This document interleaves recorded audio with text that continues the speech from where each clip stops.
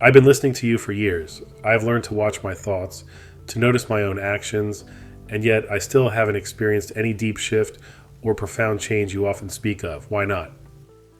Well now, it seems pretty clear why most of us never really touch something beyond mere observation. Sure, sometimes there's a fleeting moment, like a break in the clouds where the sky shines through, but that's just a passing glimpse, isn't it? It's not the deeper change we're talking about. Our friend here wants to know why, after so many years of watching his thoughts, he hasn't found anything truly profound. And I'd ask, why does he have to find anything profound at all? You see, there's this hidden assumption that if you watch your mind, you'll get some kind of reward. If I do this, I'll get that. But then you're not simply observing, you're busy trying to snag some prize. You think, if I stay aware, I'll become more loving. My suffering will decrease. I'll get less angry and gain something transcendent. You've turned observation into a bargain. Watching means seeing without picking and choosing, without saying, this is how I am, but I ought to become something else. True observation is seeing yourself exactly as you are without stirring up the urge to change it. Now, this doesn't mean you have to keep things exactly the same. It simply means you don't start off longing to be something different. When you can behold yourself, your thoughts, your feelings, your actions, just as they are, without that itch to fix or escape them, the mind naturally opens up to something else entirely.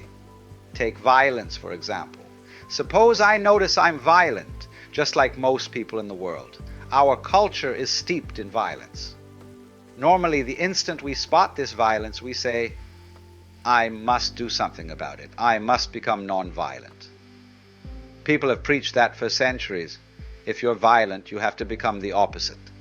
So you set out to practice an ideal, follow some doctrine. But then you notice that the very entity trying to squash violence is itself part of that violence. So you start wondering, who is this me saying, I mustn't be violent? Is it separate from the violence it observes? Clearly not. They're one and the same. Seeing this fact ends the conflict, because you realize the push to become non-violent is just another branch on the same old tree of violence. Our friend wants to know why he can't seem to move beyond the mind's shallow arguments. Well, the reason is straightforward. Consciously or unconsciously, his mind is still chasing something.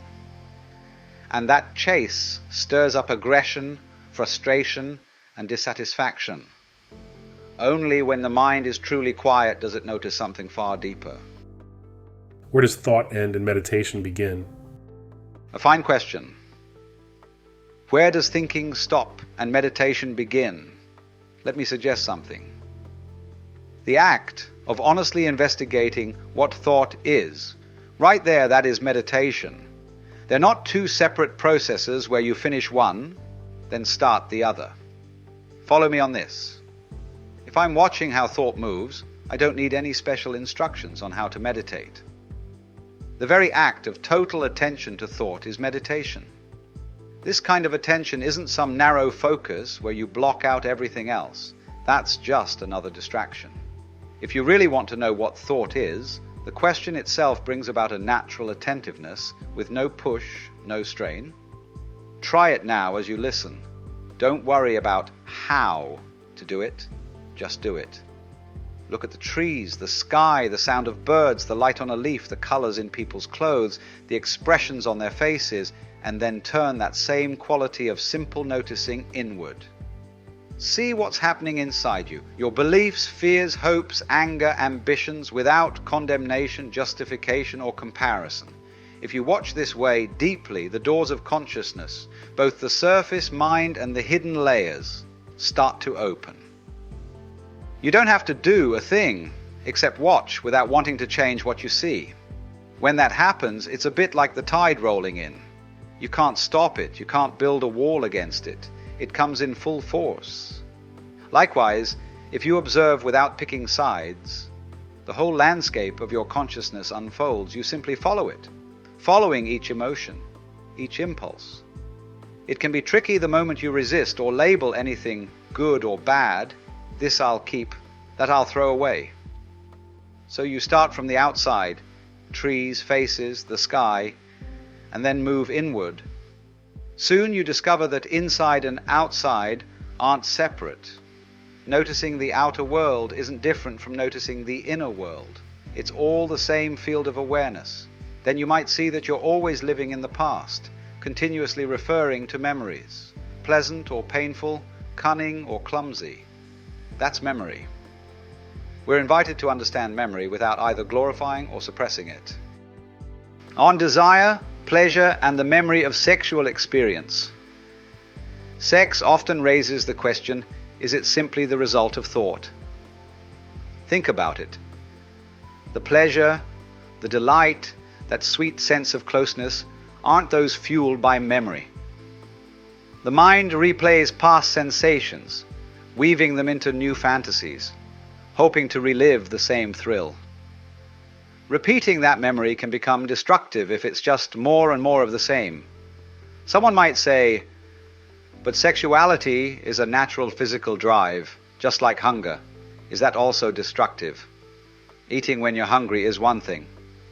But thought jumps in and says, I must have this flavor, that special dish, turning it into something else entirely.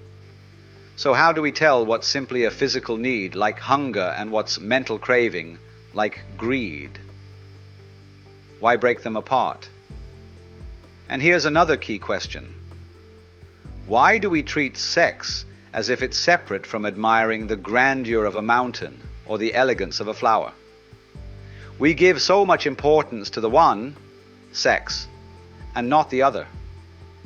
Now, if sex were just a physical act, separated from genuine love, should we do anything about it? We're not saying sex and love are two different things. Rather, we're pointing out that love, by its very nature, is whole. Thought, by its nature, is fragmentary. So when thought runs the show, love gets edged out. Usually we only know sex filtered through thought. Thought that replays the memory of that pleasure, chasing it again and again. Then we ask, is there another side to sex that isn't wrapped up in the mind's cravings? A religious ascetic might say, I've suppressed sex for reasons of tradition or logic. I need all my energy for holiness. But that kind of suppression drains more energy than sex itself. Conflict is what really wastes energy.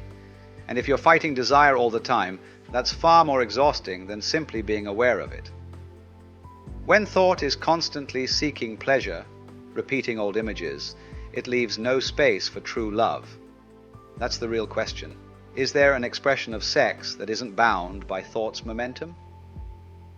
Normally we're stuck in the old pattern, measuring everything by memory, and then we wonder why we never come upon anything new.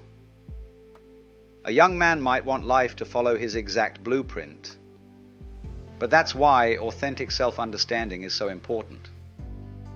You can't follow a formula, whether from a teacher or a tradition, and hope to see yourself clearly. Only through constant, unbiased observation do illusions fall away, along with our hypocrisy. On thought and division. Now we come to the function, meaning, and structure of thought. Thought tends to slice things up, so if we try to solve a problem by thinking alone, we're tackling it in pieces.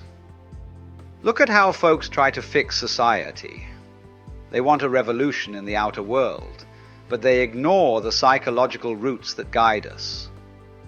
We ask, why this tendency to separate things? Maybe thought itself, by its very nature, fragments reality. Thought is always the product of what came before, our memories, experiences, education. So it's always conditioned by the past. Because life is ever new and constantly changing, thought tries to grasp it, but inevitably divides it.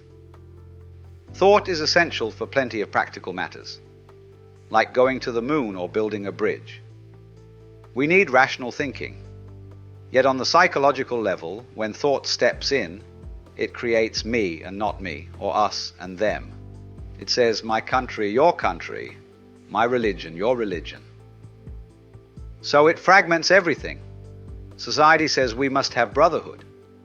But at the same time it maintains differences, this nation, that belief, and fosters division.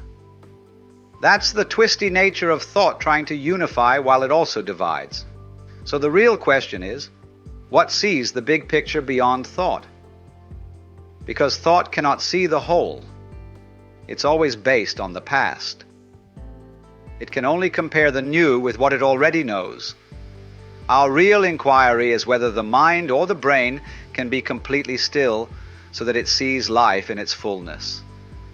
And when we see the whole, there's no problem. Problems arise when we look only at one small piece.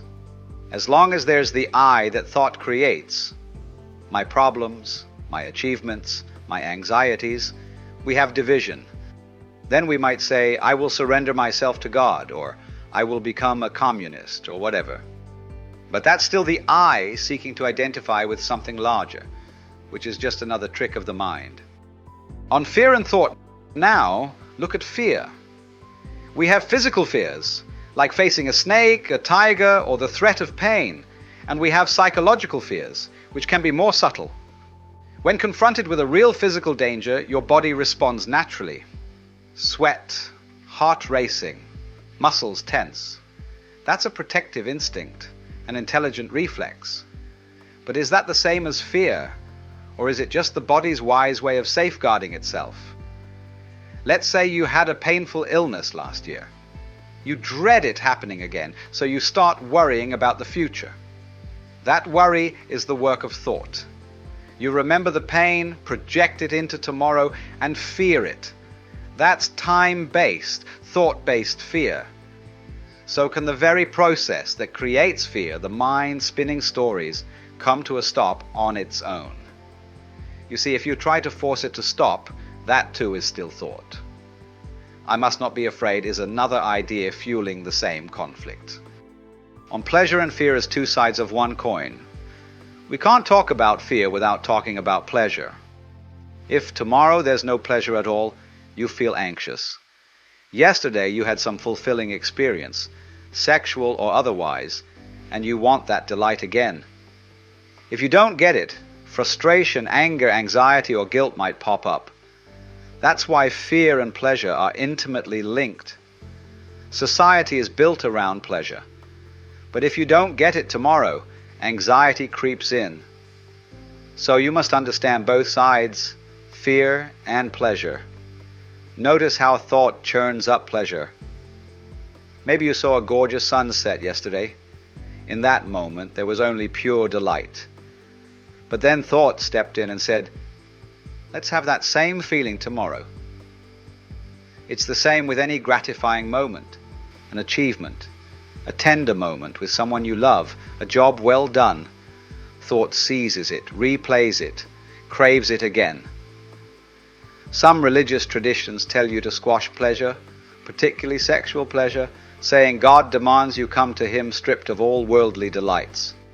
Then you shouldn't look at a woman, a tree, or a cloud, because that might lead to desire, which is sinful. All that is simply more division. You see, it's not that we must deny ourselves of pleasure, but we need to see clearly how chasing pleasure also stirs up fear. If we truly see how craving works, we don't slip into suppression or indulgence. It's just clear. Bringing unconscious fears into the light. Fear can be obvious, but it can also lurk beneath the surface, driving us without our knowing. How do we expose those hidden fears? By analyzing them. Who is the analyzer? It's still part of the same thinking that's generating fear. Or if we run to a therapist, they too come with their own conditioning. So analysis never really frees us. It just chews on the problem. What if we simply watch ourselves, our thoughts, feelings, and actions throughout the day without trying to prove or disprove anything?